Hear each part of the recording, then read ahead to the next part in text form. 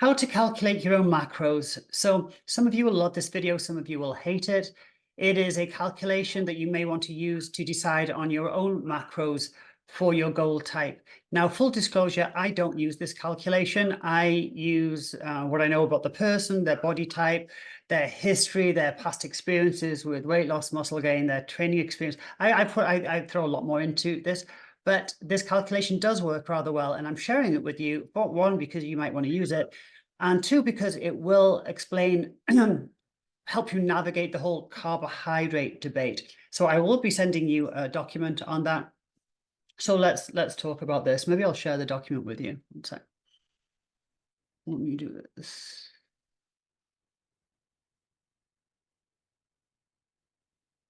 Okay, so over here we've got this calorie calculation, and what this is saying is you take your goal body weight, so not your actual body weight, but your goal body weight, and you multiply that by 10. So, for example, here a goal body weight might be 130 for a lady. Multiply it by 10 is 1,300 calories. Then you're going to multiply that by activity level. So 1.3 to 1.5 to 1.5 would be sedentary, light exercise 1.5, 1.7, active 1.7 to 1.9. You can read it yourself. Very active 1.9 and above. Now, I'll say right now that most people fall under, even though they can be very active, they fall under the 1.5 to 1.7. Maybe even a little bit less. When we're talking about active and very active, that's what we're talking about. Even the active, we're saying, you train a lot, not just you train a lot, and very active, you're like, I don't know, Ironman triathlete, whatever. So for this example, I use this lady of 130 pounds, and we said it was going to be multiplied by 10, 1,300 calories. And I've used an active lady, 1.7. So when I say active lady, she's really pretty active. I mean, it's not like, oh, she's getting 10,000 steps. I'm like, she's pretty active. So I used the multiple of 1.7, which is pretty aggressive for most people. So I got that up to 2,200 roughly calories per day.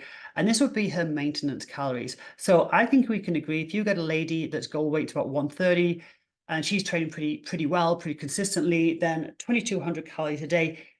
And again, we aren't even talking about macros here, but we can see that would be a pretty good maintenance level, especially if she was eating high protein there and quality food. So to lose fat, so you're going to do that calculation for yourself. I should have warned you to get a pen and paper on this one.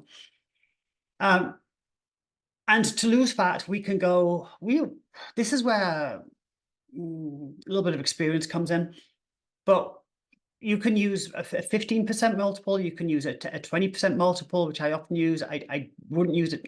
Rarely do I use a 30% multiple percentage unless somebody's got a short-term, very aggressive goal. But basically, say on this example, I've used a 15% gradient, let's say.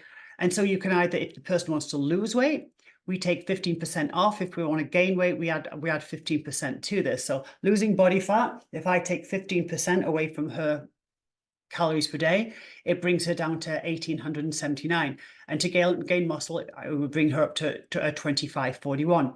Pretty conservative approach. Again, 1,879 is a conservative weight loss approach, and it's based on her activity level. A lot of people, if I give them 1,800 calories, they're not going to lose weight on that. Okay, so bear in mind, this is an active lady. Now, I can be more aggressive and I can go to 20%, which is probably more likely what I'm going to do. You can be more conservative, you can go to 10%. But this kind of gives you a ballpark for calories per day. Also, you can do it, maybe your activity changes from day to day. Maybe you're going to take a week off and you say, okay, so I'm going to bring that activity multiple down and I'm going to go 20% off. So those of you that love numbers, you'll love this. Others, don't worry. If this is over your head, don't even worry about it. But this is where you can, what I'm saying is, depending on how your day looks, your week looks, you can change this calculation. Like, oh, I'm not going to be exercising for the next week, so I take that multiple down, but I want to make sure I don't gain weight, so I'm going to take that, I'm going to be aggressive and go 20%. So you can play around with this, okay? Now, from that, we're going to work out protein. We start with that. I'm going to say minimum 1 gram of protein per pound of goal weight. So this lady's at 130 grams of protein per day. There are 4 calories per gram in protein. So that brings us up to 520 calories. Now that's a minimum, guys. The 1 gram per goal weight is a minimum. If you go over that, don't care. Lean protein, don't care.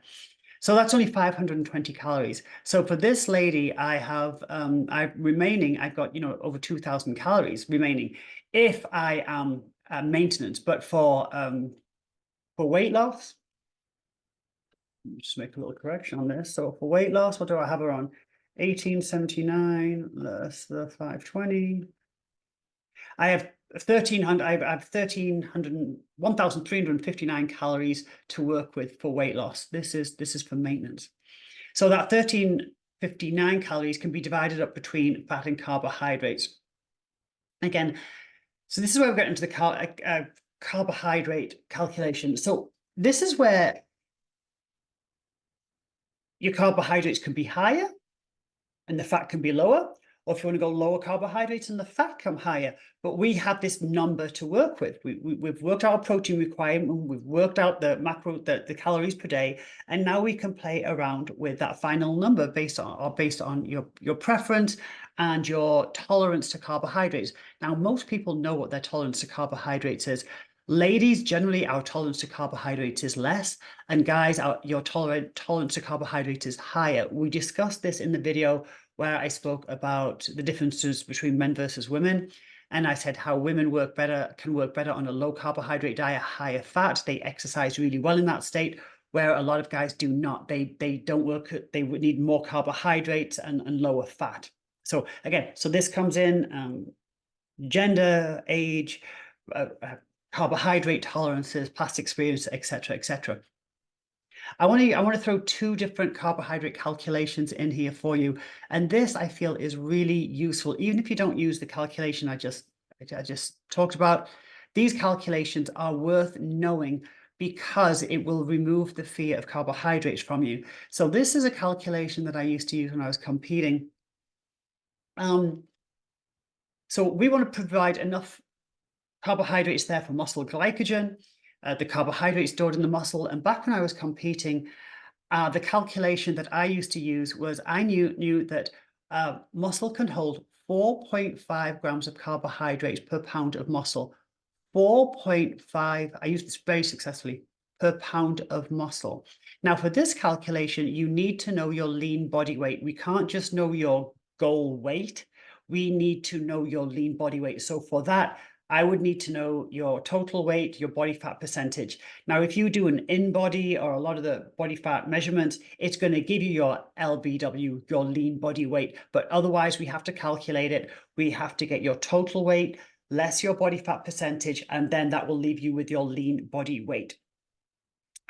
For ladies, I stress that I want their lean body weight to be at least 100. Most ladies are way below that. If they're at least 100, that's telling me they've at least got some muscle on their body. If you're not at 100, that would absolutely be your first goal. So for lean body weight, so in this case, I think I've said that the lady's lean body weight is, what did I say? 100? Is that what I said? Okay, so I put this lady's lean body weight is 110. So say actually it's not going to be the same lady because that would be a lot. But say somebody's lean body weight is 110 pounds. If I multiply that by 4.5, that means that person is capable in their muscle of storing 495 grams of carbohydrates. I'm talking about this in this program because I want you to understand that this person has the ability to hold almost 500 grams of carbohydrates in their muscle because of the amount of muscle they've got. Now, the more conditioned you are, that number can be even higher. So when you get a really highly conditioned person, their muscle can even hold even more than that. So we've heard about glycogen being stored in our muscle, carbohydrates being stored in our muscle. And if the muscle is completely depleted, which it never is, guys, you hear about this muscle glycogen and being completely depleted. The liver's not going to let you completely deplete the muscle. The body's way smarter than that. You're never going to do enough cardio that there's no glycogen left in the muscle. I mean, the body just doesn't let you do that. So that's kind of Bro's law. But so I like to use a very conservative calculation. And I would say, okay, so if we've got somebody with 110 pounds of muscle, they have the ability to hold 495 grams of carbohydrates in the muscle, bearing in mind that you're never going to be completely empty. The muscles are never going to be completely depleted. The liver's not going to allow that. So I would be uber conservative and say, hey, what about if I used this person's active, right? They're active, so they're all depleting glycogen from their muscle. What if I use a 25% calculation? And this is just something that I've used. So if I say, hey, this person's training all the time, they're continuously depleting the glycogen out the muscle. So say I'm going to use carbohydrates of like 25% of what they can hold. And that's going to give them 124 grams of carbohydrates.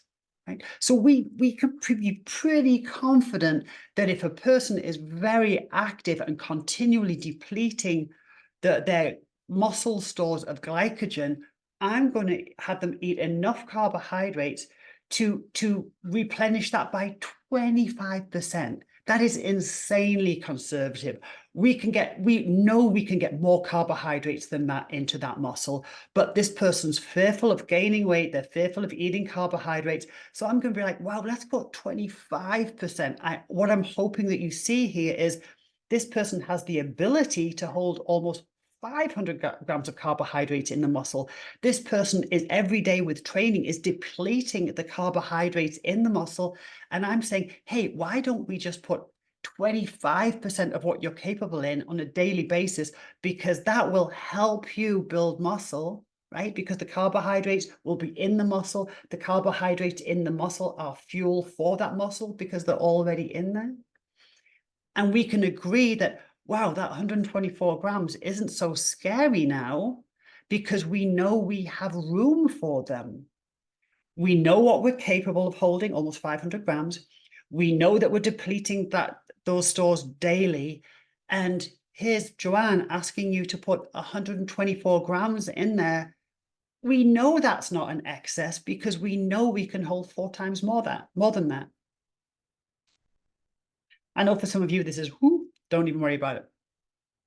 But the rest of you, you can see that 124 grams is no longer scary if we time them correctly, right?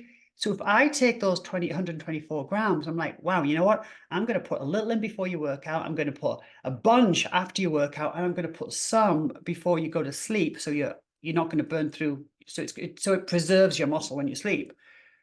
We can see that that's not going to get converted into fat. That's not going to be the scary carbs that like, oh my gosh, it's going to turn into fat. It's not, because you time them correctly to travel into muscle, like GLUT4 transporter.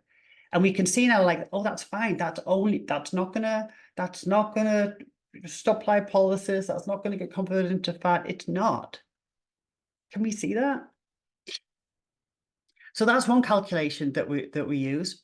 That I can use. The other calculation isn't on here, so I'm just going to stop the share. So the other calculation is using a carbohydrate calculation as a ratio of your protein. So that could be very conservative, is a 1-to-1 ratio. So if somebody's having 130 grams of protein, they can have 130 grams of carbohydrates. And you see how that calculation kind of works out the same. The 1-to-1 ratio is very conservative. The calculation I just shared with you is uber conservative, right? So that 1-to-1 ratio, 130 grams of protein, 130 grams of carbohydrates. And then again, I'm going to take those 130 grams of carbohydrates, and I'm either going to split them between 2 meals, post-workout before you go to bed, or I'm going to take a slither of them and give you pre-workout. I'm going to give you a whole bunch of them post-workout because we know they'll travel to the muscle, and I'm going to give you some before you go to bed to keep you being anti-catabolic when you sleep. And the rest of the day, we're going to have you in a low carbohydrate, no carbohydrate state, which is going to be a fat burning state. You're going to be in lipolysis. For people that are going to be more aggressive, and the majority of people that want to really, really build more muscle, I'm going to maybe do a 1-to-2 ratio. So if they're 130 pounds, I'm going to give them 260 grams of carbohydrates. Now, a lot of my crowd have just passed out. They just fainted at the thought of eating that many carbohydrates. But in the reality, that 1-to-2 ratio is really not so scary. And if timed correctly and with the correct intensity and volume of your training, you'll be fine. You still won't gain weight. But that is absolutely dependent on your training. Absolutely. And then you can get to conditioned athletes, and they can actually measure this. And you can do a 1-to-3 ratio. You could even go up to a 1-to-6 ratio on uber, endurance athletes. You might have heard that Michael Phelps, the swimmer, oh, he eats 7,000 calories a day. How come he doesn't get fat? Well, this is why, because his ratio is much greater. He's a conditioned athlete. His body can literally, his muscles can literally soak up those carbohydrates into the muscle, and he's active. I don't even know how many hours a day, but I guarantee it's probably 5 or something. This is where you got to look at somebody, their activity level, their conditioning. How healthy is the muscle? Is the muscle healthy enough to pull those carbohydrates in? How active are they? If they're not very active, then I'm going to keep their carbohydrates super, super low. I'm going to focus on their activity and their protein, high quality protein.